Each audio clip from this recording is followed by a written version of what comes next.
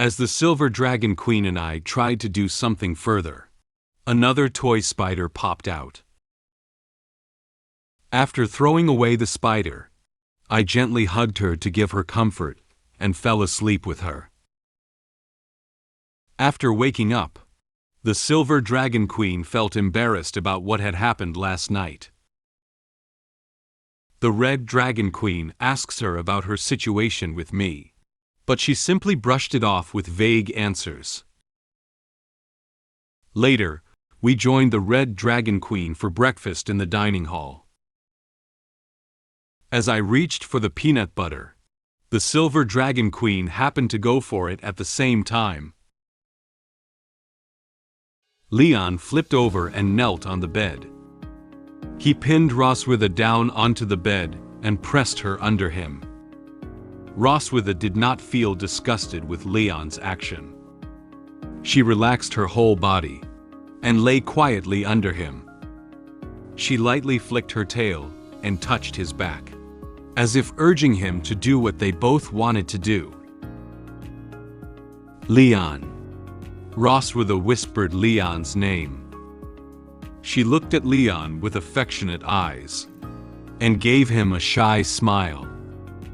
She gently twisted her waist, as if trying to ease her inner excitement. Her twin peaks also trembled a few times with her movements. The shoulder straps of her nightgown slipped a little off her shoulder. At this moment, driven by desire, Roswitha is so captivating, like a cake that makes one's mouth water. She is looking forward to Leon tasting her. Leon responded softly to Roswitha. He lowered his head and looked at her lying under him, his eyes gradually becoming somewhat hazy. He felt that the current Roswitha was even more tempting than usual. His face is gradually turning red, and even his body temperature is gradually rising. His inner desires were driving him crazy, wanting to do something further with her. Leon slowly approached Roswitha. Their noses lightly touched, and their eyes only saw each other's shadows. Their breathing became slightly faster, and they exhaled a warm breath that gently sprayed onto each other's faces. Their bodies are tightly pressed together, transmitting each other's body temperature. At this moment, Leon suddenly noticed a detail. Although we all know what will happen next, it's strange that Dragon Mark didn't react at all. Actually, there is a little knowledge here that he doesn't know. Dragon Mark is a kind of magic used to add charm. When both people have the purest appreciation and desire for each other, Dragon Mark will not react. Driven by the ambiguous atmosphere, the lips of Leon and Roswitha slowly approached each other. They are about to touch each other's lips. At this moment, completely absorbed in the intimate world with Roswitha, Leon failed to notice that his left hand had pressed against the bed behind her.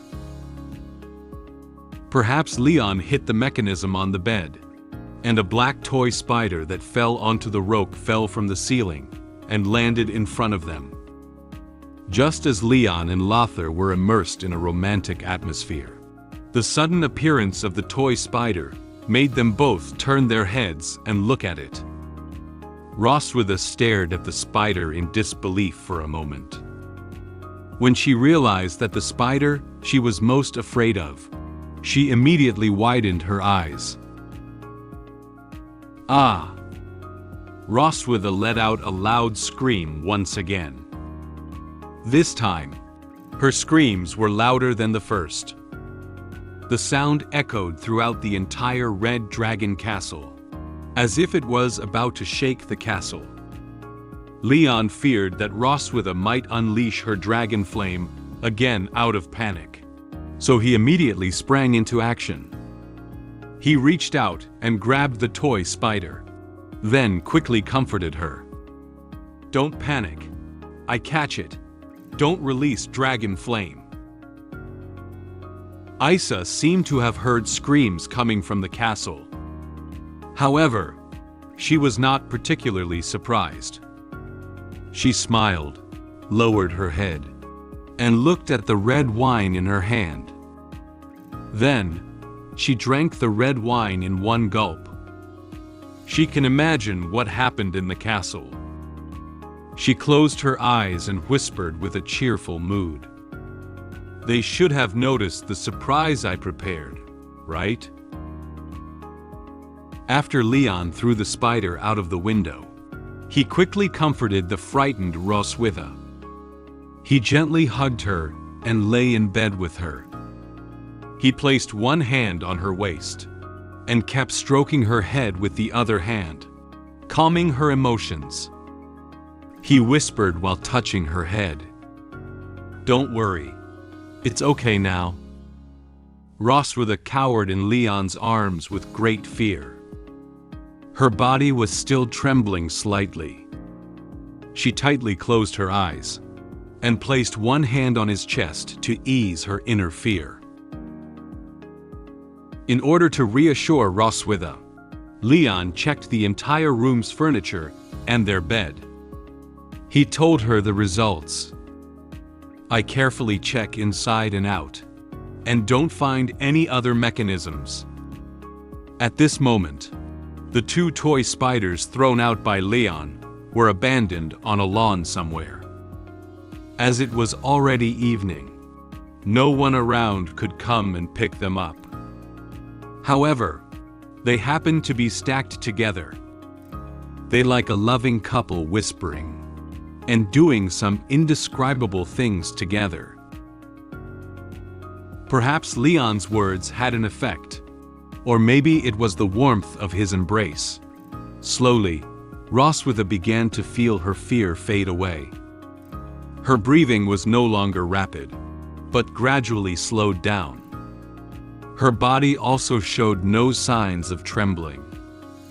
Seeing that Roswitha in his arms had calmed down, Leon breathed a sigh of relief and tightened his embrace slightly. He placed his hand on the back of Roswitha's head and then placed his chin on his head. He hoped that this action would make her feel secure. He closed his eyes with a relaxed expression, ready to enter a state of sleep.